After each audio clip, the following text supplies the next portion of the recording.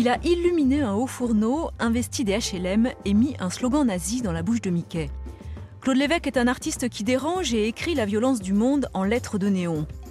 Punk plutôt qu'activiste, il a gardé intact ses émerveillements d'enfant et sa collection de badges Nos Futurs.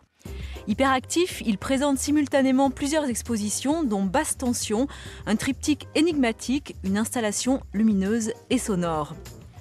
Le noir était sa couleur, noir comme le carnet sur lequel elle consignait les noms et habitudes de ses clients, noir comme ses amants GIs américains. Griselidis Réal était prostituée, peintre et écrivain. Courtisane au pays de Calvin, elle a transformé sa condition en art pour garder la tête haute et faire la révolution. Ami et confident, Jean-Luc Hennig s'est effacé pour lui laisser la parole dans un livre réédité 30 ans après sa parution. La vie des femmes ressemble parfois à un match de boxe. Au Congo, comme dans de nombreux pays d'Afrique, elles sont encore réduites au silence malgré leur rôle majeur dans la société. Le chorégraphe de la Vallée, Didier Fono, met en scène leur combat dans sa nouvelle pièce « Ouvert », un spectacle féministe qui n'oublie pas les hommes. Les hommes et les femmes photographiés par Antoine Agoudjian portent la mémoire du génocide arménien de 1915. Petit-fils de rescapé et disciple de Robert Doisneau, il parcourt le Moyen-Orient depuis une quinzaine d'années en quête de fantômes. Avant de venir à Paris, l'exposition Les Yeux Brûlants a été présentée en Turquie malgré le tabou historique.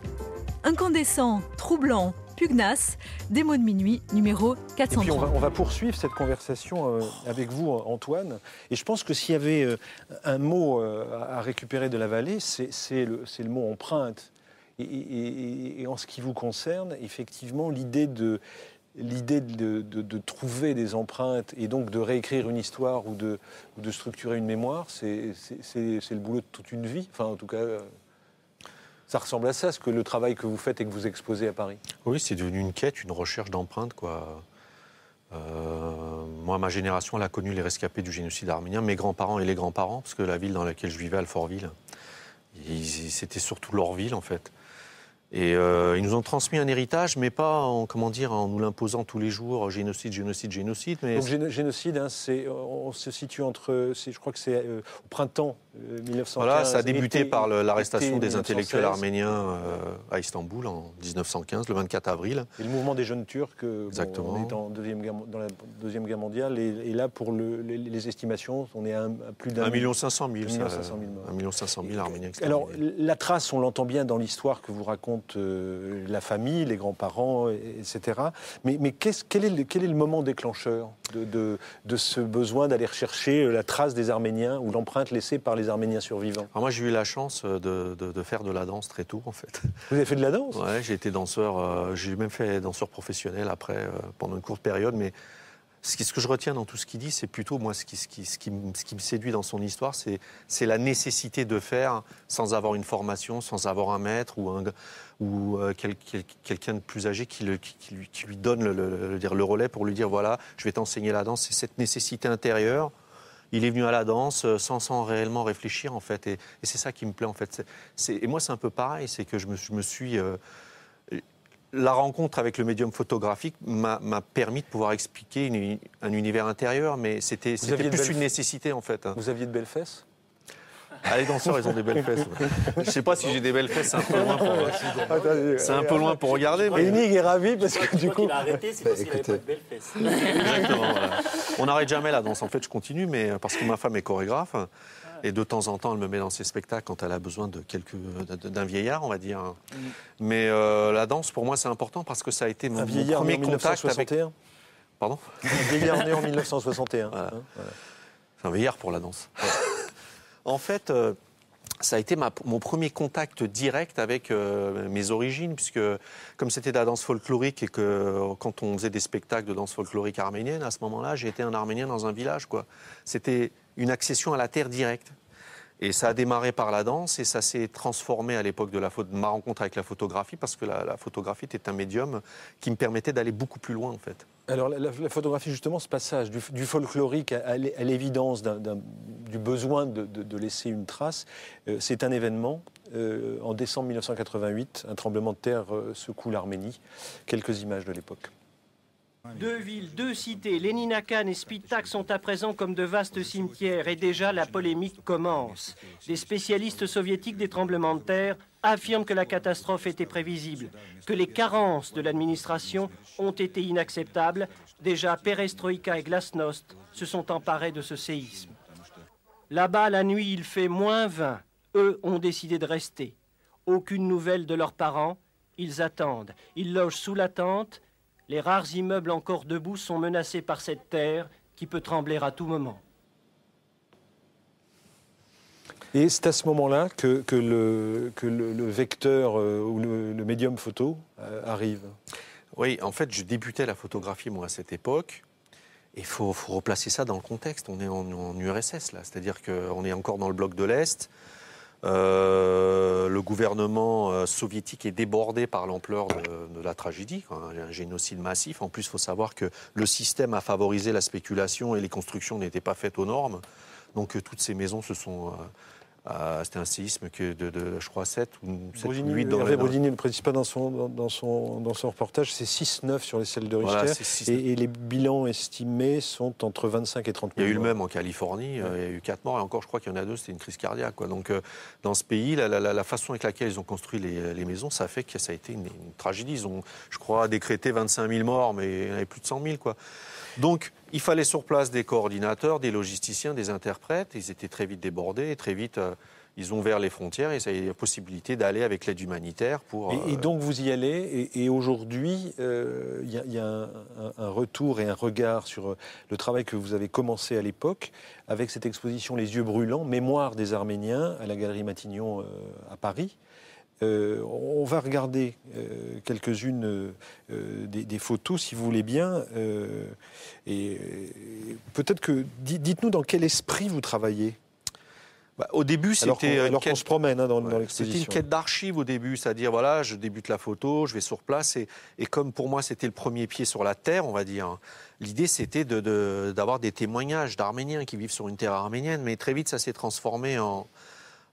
j'ai eu plus la volonté d'écouter mon histoire imaginaire que reporter des choses. Donc très vite, je suis devenu plutôt dans une démarche artistique, celle qui consistait à utiliser ces images pour raconter une histoire dont j'avais hérité, que j'avais hérité. Quels sont les pays que vous parcourez pour... Alors je débute par Jérusalem en 99, je continue, je poursuis par le Liban, Syrie. Ça faisait partie de l'Empire ottoman, tout ça. C'est cette région qui m'intéresse.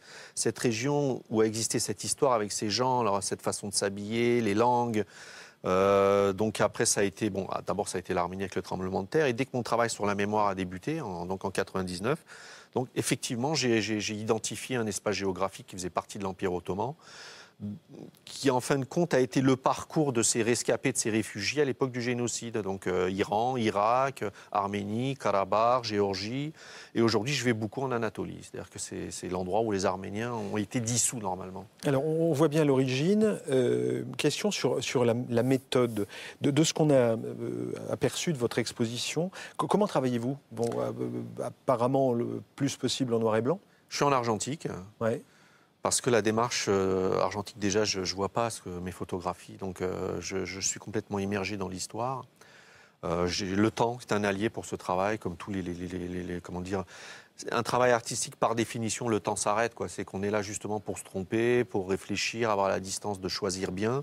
Je crois que ce qui identifie essentiellement un artiste, ce n'est pas tant la technique, que le recul qu'il a et le choix qu'il fait dans les pas pour la danse, les mouvements, pour la photographie. Vous prenez à la volée ou vous J'ai différentes façons de travailler. En général. C'est plutôt, je prends tout ce qu'on me donne. Il se peut que je travaille beaucoup, il se peut que je fasse qu'une image.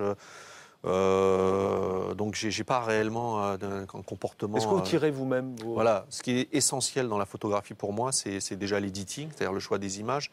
Et derrière, comment on conçoit cette photographie? Parce qu'une photographie, c'est qu'une promesse. Et un peu comme un mot, et la phrase va se constituer dans la façon de constituer l'image. Et le tirage, le maquillage à l'agrandisseur, pour moi, c'est là où je regarde mes tests, le temps se passe, donc le cerveau travaille. Et au bout d'un moment, soit je sens, soit je mets un certain temps à identifier, le tirage aboutit, quoi. On s'arrête sur 4 photos, et je vous demande une leçon d'humanité. Allons-y, première photo, elle s'appelle Allégoria, la première photo. Alors là, on est 1 an après donc la commémoration des 1 an de la mort du journaliste Hrant Dink, et c'était des justes qui manifestaient pour la justice. Mont Ararat, qui est un emblème chez les Arméniens. Il n'est plus chez eux, il est aujourd'hui en Turquie, en Anatolie, et c'est vraiment les Arméniens. On le voit de l'Arménie, donc là on est en Arménie, et pour les Arméniens, ce Mont Ararat, et je ne sais pas comment expliquer, c'est l'emblème, quoi. C'est un symbole de leur pays, quoi. Ce serait là que se serait posée l'Arche de Noé. Ergun, photo suivante. Alors la photo suivante, c'est un début de travail en couleur pour la simple et bonne raison que depuis peu, avec l'émergence en Turquie d'une volonté d'un regard sur cette histoire, la société civile et les intellectuels turcs se sont un peu emparés du génocide arménien. Il y a eu, depuis 3 ans, il y a des commémorations sur le génocide arménien. Et votre exposition a été présentée en Turquie grâce à un mécène turc. Donc ça c'est un signe. Voilà. 96 ans après le génocide, c'est la première exposition sur la mémoire des Arméniens en Turquie. Et en fait, à la suite de tout ça, il y a aussi une émergence en Anatolie de l'expression d'une identité arménienne à travers des Arméniens convertis. Justement après l'assassinat de Hrant Dink et les livres de Feyti Etchetin, qui a écrit sur le fait qu'elle a découvert que sa grand-mère était arménienne, elle a reçu des témoignages d'Arméniens d'Anatolie, islamisés, ou devenus alévis, qui commencent à exprimer leur identité arménienne. Donc on est dans la projection d'un avenir. En Turquie, il y a combien de gens d'origine arménienne encore aujourd'hui? Je crois qu'il y a peut-être 50 ou 60 000 Arméniens à Istanbul, c'est peut-être des chiffres erronés, mais je pense que c'est aux alentours. Est-ce que certains reprennent leur nom arménien?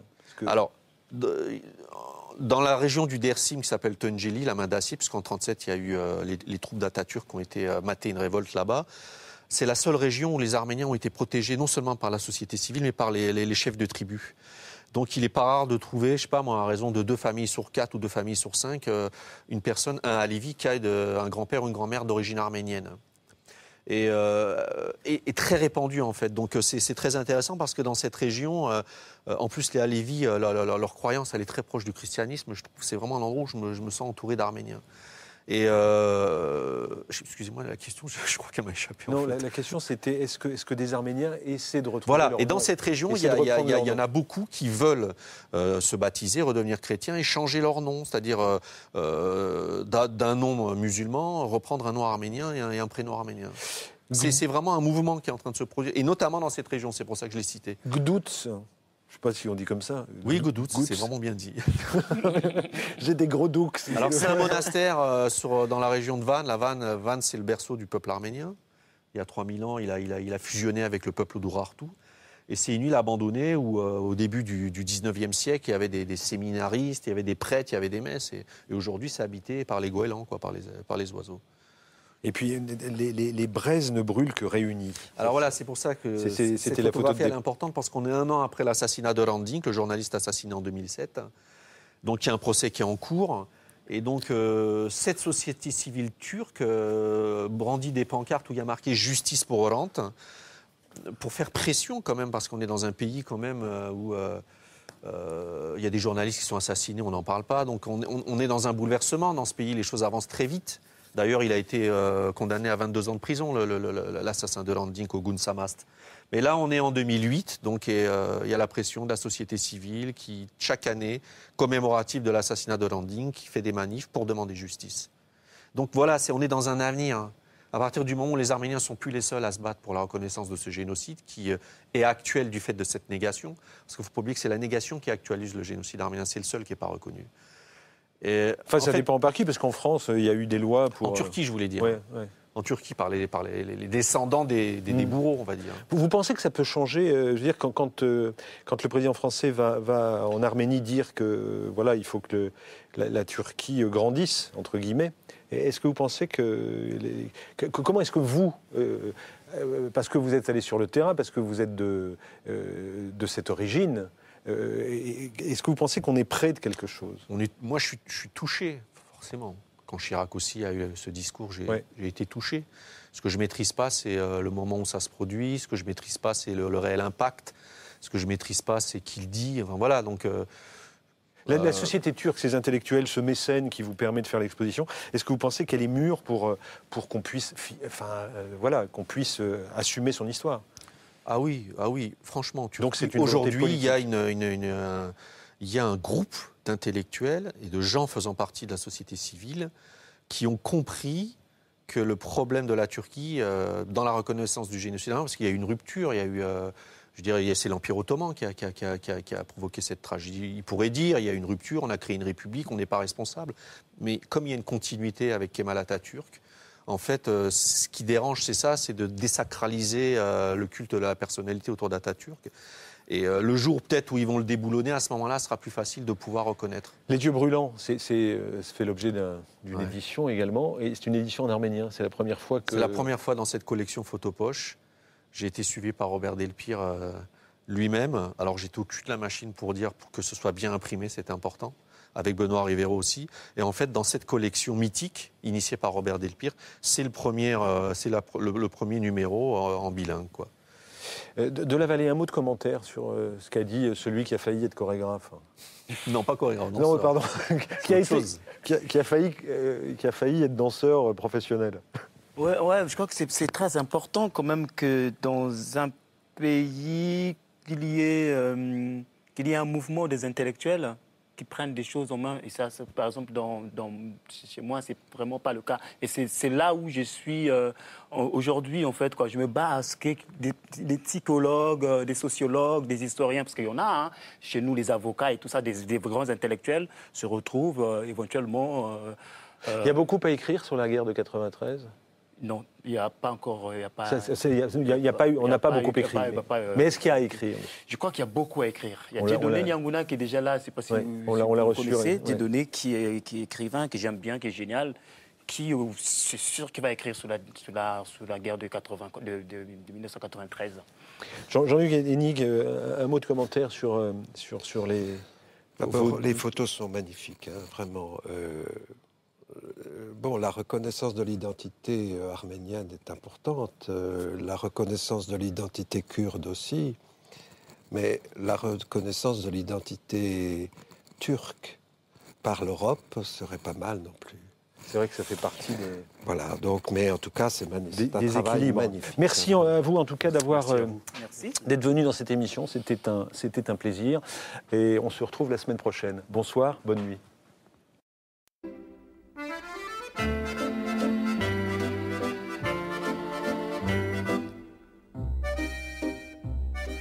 Ils buvaient dans le même verre, toujours sans se quitter des yeux.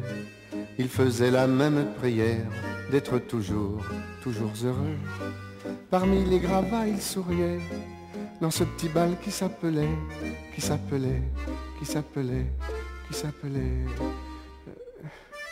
Non, je ne me souviens plus du nom du bal perdu. Ce dont je me souviens, c'est de ces amoureux qui ne regardaient rien autour d'eux. Il y avait tant d'insouciance dans leurs gestes émus. Alors quelle importance